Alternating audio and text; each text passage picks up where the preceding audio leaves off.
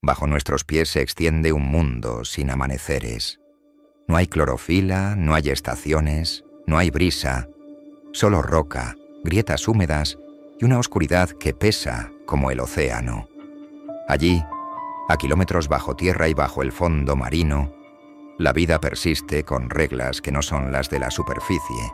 Organismos que jamás han visto el sol, microbios que cambian minerales por energía y comunidades enteras que laten a ritmo geológico. A esto lo llamamos biosfera profunda, y su existencia obliga a reescribir lo que entendemos por planeta vivo. Soy Daniel González y estás viendo Explorados. Hoy descenderemos a esa segunda biosfera para descubrir dónde empieza, quién la habita, cómo sobrevive con tan poco y por qué podría ser la mejor pista para buscar vida fuera de la Tierra. Imagina una franja que se adentra hasta 5 kilómetros bajo continentes y 10 kilómetros bajo el lecho marino, un volumen que rivaliza con el doble de todos los océanos. Durante mucho tiempo, creímos que la biosfera terminaba cerca de la superficie. Cuevas, suelos, madrigueras. Pero a principios del siglo XX, con las primeras perforaciones profundas y minas, comenzaron las sospechas. Fluidos extraídos del basamento traían señales químicas con firma biológica. De vez en cuando, aparecían bacterias en cultivo que parecían proceder del propio subsuelo. El problema era obvio. ¿Contaminación del taladro? No se esteriliza una torre de perforación como un bisturí. La respuesta llegó con protocolos cada vez más estrictos. Trazadores fluorescentes para detectar infiltraciones desde arriba, equipos estériles, núcleos sellados de inmediato y laboratorios presurizados. Y a pesar de esas barreras, las células estaban ahí, donde hubiera poros y fracturas por las que el agua pudiera moverse, en areniscas, en sedimentos arcillosos o en redes de microgrietas, aparecía vida. El salto de escala vino desde el mar. A lo largo del siglo XX, testigos de sedimentos recuperados del fondo oceánico mostraron células a todas las profundidades muestreadas. Lo que se creía barro viejo inerte resultó ser un archivo habitado. Si te intriga esta segunda biosfera, suscríbete ahora y activa la campana para que seguimos descendiendo. Con el Ocean Drilling Program y sus sucesores, el mapeo se volvió sistemático. Desde los años 80, decenas de campañas han extraído columnas de sedimento que atraviesan millones de años, y en casi todas se halló ADN, lípidos diagnósticos y células en cantidades pequeñas pero persistentes. La idea de un planeta solar quedó corta. Sobre la piel iluminada, el mundo de la fotosíntesis.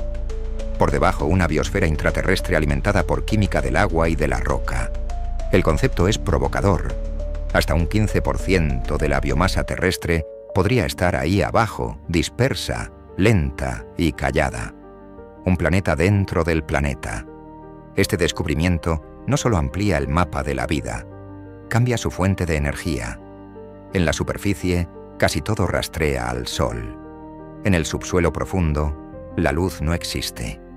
La energía se consigue oxidando o reduciendo compuestos inorgánicos, aprovechando gradientes químicos que nacen del propio planeta. Cada grieta es un microecosistema. Cada acuífero confinado, un laboratorio natural. La Tierra, de repente, se parece un poco menos a un jardín y un poco más a una fábrica con talleres en cada planta.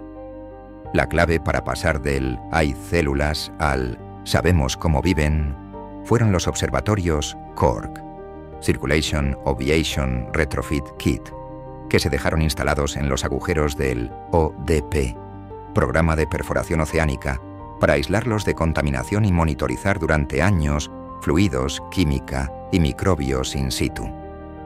Campañas como la ODP, en el margen de Nankai, buscaron el límite térmico de la vida en sedimentos calientes. Otras, en el Pacífico, siguieron el flujo hidrotermal a través del basalto oceánico. En tierra, un hito fue la comunidad a 2,8 kilómetros de profundidad en la mina en Mponeng, Sudáfrica.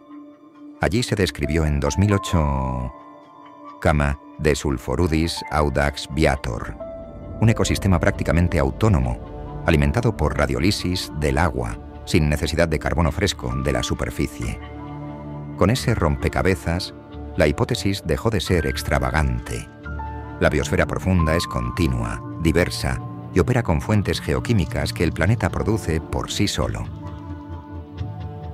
Para orientarnos conviene ver el árbol de la vida: bacterias, arqueas y eucariotas. Nosotros, las plantas, los hongos y las protistas complejos, somos eucariotas. Las bacterias ya nos suenan. Las arqueas son primas discretas, unicelulares, con membranas y genes peculiares y una afinidad histórica por ambientes extremos. En la biosfera profunda, bacterias y arqueas dominan por pura logística. Células pequeñas, metabolismo flexible y capacidad de vivir al filo energético. El mar fue la ventana. En 1976, cámaras remolcadas sobre dorsales mostraron fuentes hidrotermales, chimeneas que expulsan fluidos cargados de minerales y calor. A bordo de batiscafos, los científicos descubrieron comunidades exuberantes sostenidas no por la luz, sino por quimiosíntesis. Microbios que convierten sulfuro, metano o hidrógeno en alimento, igual que las plantas convierten luz. Algunos microbios de esos sistemas funcionan a temperaturas que rozan el límite conocido para la vida celular, y otros prosperan bajo presiones que, a profundidades medias oceánicas, multiplican por cientos la que sentimos al nivel del mar. Uno de los modelos favoritos para estudiar la presión es Photobacterium profundum, aislada de grandes profundidades. Lo sorprendente no es solo que tolere de 0,1 a decenas de megapascales, sino que prefiere la presión elevada. Al bajarla a condiciones suaves de superficie, activa rutas de estrés celular. La paradoja es preciosa. Para un piezófilo, nuestro mundo normal es agresivo. En el laboratorio, estos organismos enseñan cómo se reparan el ADN y las proteínas bajo compresión perpetua y cómo las membranas cambian su composición para no quebrarse. El espectro de estrategias es amplio. En sedimentos ricos en orgánico, prosperan comunidades que reciclan materia enterrada hace milenios.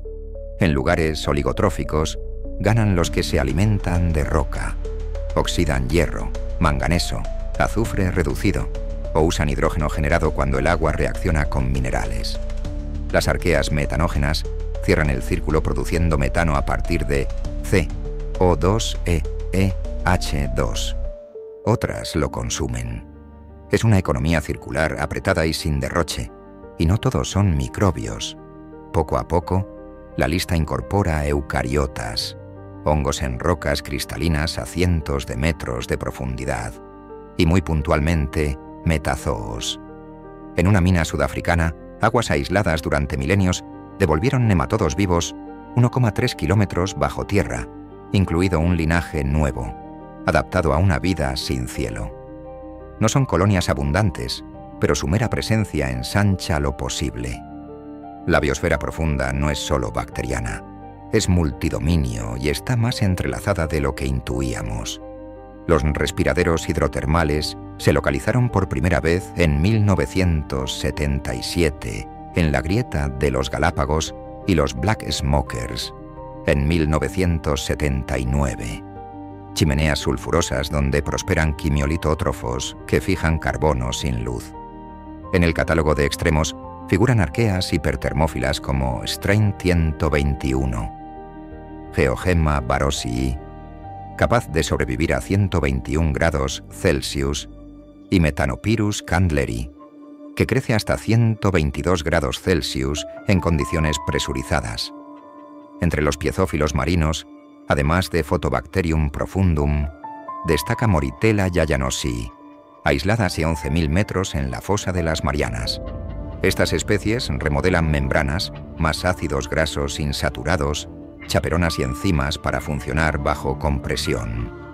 En torno a los respiraderos, la simbiosis se vuelve arquitectura. Gusanos riftia albergan bacterias sulfuroxidantes en su trofosoma. Mejillones hospedan metanótrofos. El motor lo pone el gradiente redox de H2S, CH4 y He2 que emana del fondo. Todo ese bestiario confirma que la quimiosíntesis no es marginal. Sostiene redes tróficas completas ajenas al Sol. Si estas criaturas te cambiaron la idea de vida, suscríbete y cuéntame abajo. ¿Qué microhabitante de la oscuridad te sorprendió más y por qué? La regla de oro del subsuelo es ir despacio. Donde la energía llega a cuentagotas, se impone un metabolismo de mantenimiento. Reparar lo roto antes que multiplicarse. En sedimentos marinos, los microbios quedan sepultados con el tiempo. Cuanto más desciendes, más viejas son las comunidades. En algunos lugares, calcular el número de generaciones desde el entierro inicial ofrece cifras que marean. A decenas de metros bajo el fondo, comunidades con miles de generaciones. Y sin embargo eso puede equivaler a millones de años de historia. La aritmética es chocante. Hay microbios cuya generación promedia siglos. Si te cuesta visualizarlo, compáralo con la bacteria Escherichia coli. Esta se divide cada 20 minutos en condiciones óptimas. En el fondo marino profundo, ese reloj se convierte en un reloj de piedra. Se han estimado tasas de energía por célula tan ridículas que frente a un humano que disipa 100 julios por segundo, una célula típica del subsuelo, una década de órdenes de magnitud menos por segundo. Es casi una hibernación perpetua. Tan poca energía que la vida parece congelada. Pero no lo está.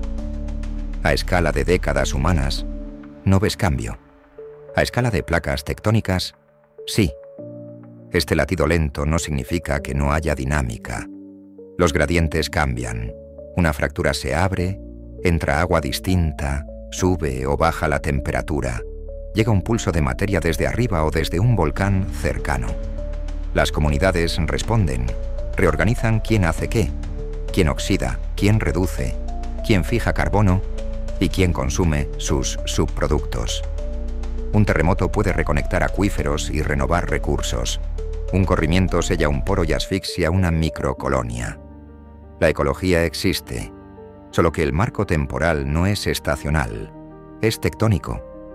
Toda esta vida opera bajo límite térmico y límite de presión. Hay cepas que sobreviven a más de 100 grados en microhábitats puntuales y otras para las que el techo está mucho más abajo. La frontera real la marcan las moléculas. Más calor desnaturaliza proteínas, rompe membranas y quita pegas el ADN. Más presión aplasta vacíos y estresa estructuras. La biosfera profunda se recuesta justo donde la física aún permite la química de la vida. Y sin embargo, consigue algo casi filosófico. Persistir con tan poco que redefine qué llamamos mínimo vital.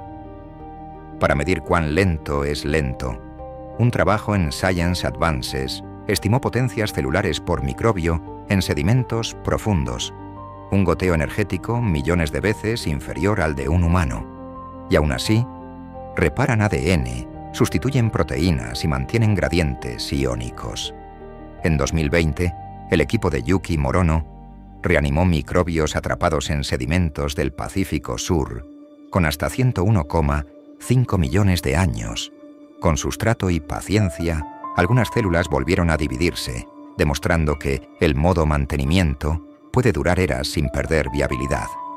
En márgenes continentales, como Perú, se calcularon tiempos generacionales medios de cientos de años, coherentes con tasas de deposición de milímetros por año. La radiolisis y la serpentinización aportan hidrógeno y oxidantes que mantienen el metabolismo cuando no llega carbono fresco. Con esa contabilidad, el subsuelo no es un cementerio activo, sino una residencia interminable donde la vida ahorra y estira cada electrón. Si abandonamos el mar y nos internamos en roca continental, el mapa cambia de texturas pero no de lógica. En fracturas profundas circulan aguas antiguas cargadas de iones. En rocas ultramáficas, la reacción agua-roca genera H2O, un combustible clave. En zonas con material orgánico enterrado, se explota lo que queda de la materia que un día fue superficie. Hay lugares donde el recuento celular cae a 10 células por mililitro, pero incluso allí encontramos diversidad. Comunidades distintas si el menú principal es orgánico o hidrógeno. Las sorpresas morfológicas abundan. En galerías de minas sudafricanas apareció una bacteria de sección estrellada al cortarla, una geometría que aumenta la superficie respecto al volumen, útil para absorber nutrientes en soluciones casi vacías. En 2017 se comunicaron hongos viviendo dentro de rocas cristalinas a cientos de metros. No es que hubieran caído allí. Colonizan esas grietas y parecen participar en ciclos de elementos. Y el hallazgo que más titulares se llevó fue aquel nematodo hallado en aguas atrapadas durante milenios a más de 1 kilómetro. Multicelulares vivos en el corazón de la corteza continental, sin contacto reciente con la luz. ¿Cómo se sostienen ecosistemas así? Con simbiosis químicas. Un microbio libera acetato o hidrógeno y otro lo usa. Uno reduce sulfato y otro oxida el sulfuro. Un hongo degrada un polímero que, de otro modo, nadie podría tocar. La red trófica es corta y recircula casi todo. El agua que comunicaba acuíferos durante miles de años puede aislar linajes y crear endemismos. Lo que encuentras en una fractura no aparece a 100 metros. Es un mosaico íntimo. La contaminación es el enemigo del descubrimiento. Por eso, los proyectos actuales llevan trazadores químicos para marcar cualquier fuga desde la superficie, y los núcleos de roca se afeitan por fuera antes de muestrear el interior. En laboratorios se reproducen presiones químicas del subsuelo para no matar lo que queremos observar. Y aún así, cada nuevo pozo nos recuerda lo mismo. El subsuelo no es un gran lago uniforme, es una constelación de microambientes. En cada uno, la evolución ha escrito una nota al margen distinta. Además de Mponeng, el caso de Kidd Creek, en Ontario, mostró aguas de fractura con edades mayores a los 1000 millones de años, ricas en H2 y sulfato generados geológicamente. En rocas ultramáficas, ofiolitas de Omán o California, la serpentinización convierte olivino más agua en serpentina más hidrógeno, creando oasis químicos. Donde domina el orgánico envejecido, las sulfatoreductoras cierran ciclos de S, donde manda el H2, lo hacen metanógenas y acetógenas. En minas de platino sudafricanas se describieron bacterias de sección estrellada, y en 2017 Henrik Drake y colegas presentaron hongos viviendo en granito a 740 metros, con hifas que penetran microfracturas. La diversidad persiste aunque el recuento caiga. Cada fractura es un microbioma isla con historia propia. Para estudiarlos sin sesgos, los núcleos se descascarillan externamente, se usan trazadores perfluorados y réplicas a diferente profundidad, y se incuban muestras a presión y redox realistas. Si este continente interior te dejó con la boca abierta, suscríbete y activa la campana. Y cuéntame, ¿qué oasis te intriga más? Para tomar el pulso a algo que no vemos, necesitamos la estadística. Equipos internacionales han sintetizado miles de medidas de concentración celular en sedimentos, rocas y acuíferos.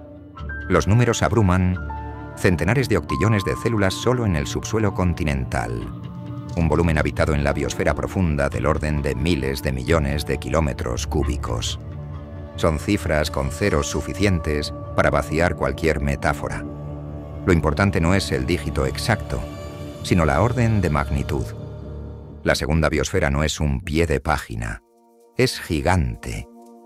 ¿Cómo se clasifica un mundo así? ¿Con metagenómica, secuenciar ADN de comunidades completas? ¿Metatranscriptómica, qué genes se expresan? ¿Química de lípidos que delata tipos celulares y cultivos en condiciones realistas? Aunque cultivar a un habitante del silencio es una odisea. Para evitar autoengaños, cada campaña incorpora controles de contaminación y técnicas de baja biomasa que diferencian ADN local de cualquier intruso. De esa mezcla nace un catálogo que crece año a año. ¿Quién está? ¿Con qué vecinos? ¿Y qué hace? Una idea seductora es la de especie clave del subsuelo. Organismos cuyo metabolismo abre camino a otros, igual que un castor cambia un valle.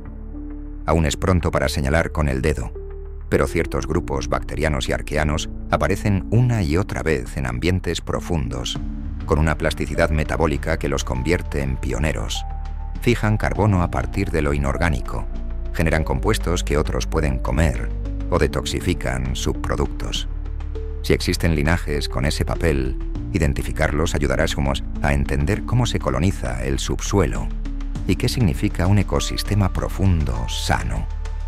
Más allá del censo queda la función. ¿Qué parte del ciclo del carbono pasa por aquí? En sedimentos marinos, la remineralización lenta decide cuánto carbono se entierra y queda fuera de la atmósfera por millones de años.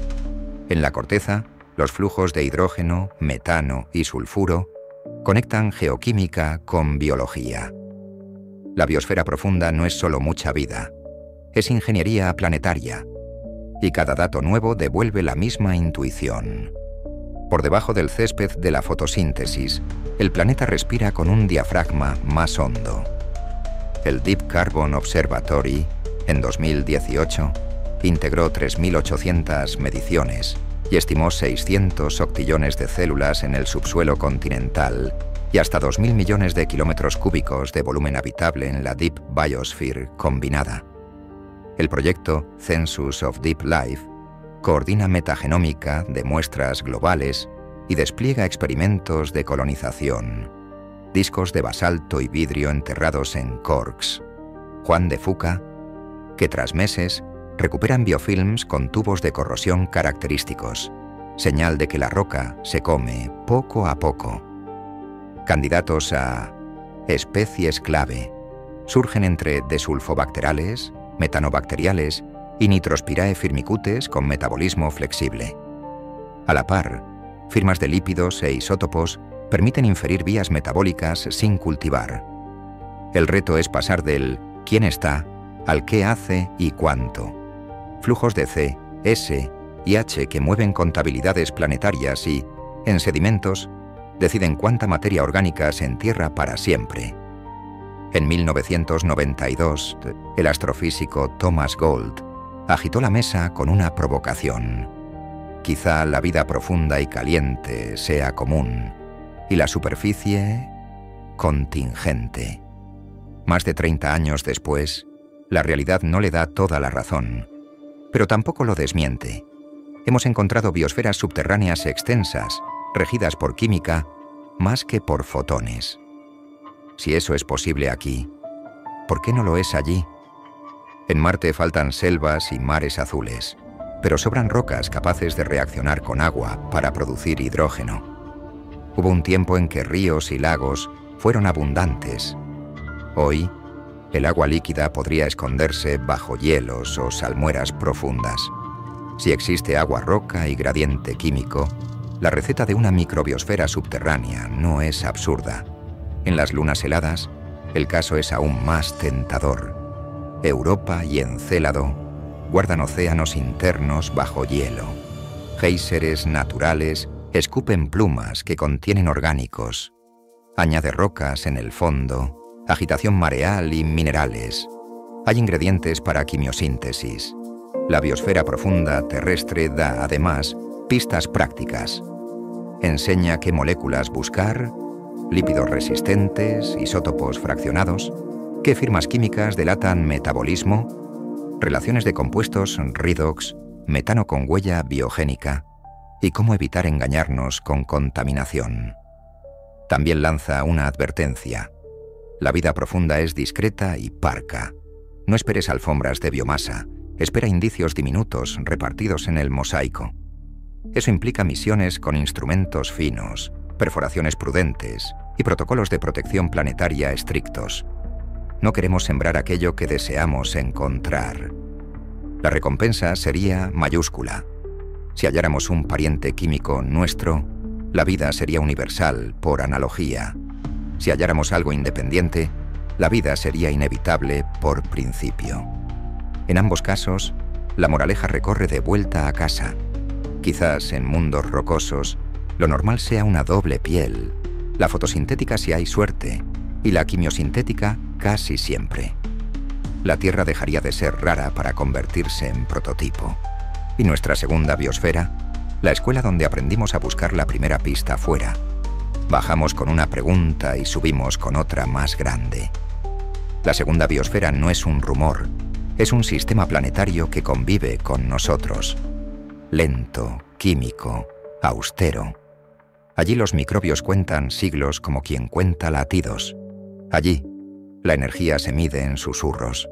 Allí, la vida se defiende con paciencia. Tal vez ese sea el mensaje. La historia de la vida no se escribe solo a la luz. Si quieres que sigamos explorando mundos ocultos, debajo del mar, bajo el hielo o más allá de la atmósfera, suscríbete, deja tu like y cuéntame en comentarios. Si tuvieras que buscar vida fuera de la Tierra, ¿cavarías o mirarías al cielo? Nos vemos en la próxima exploración.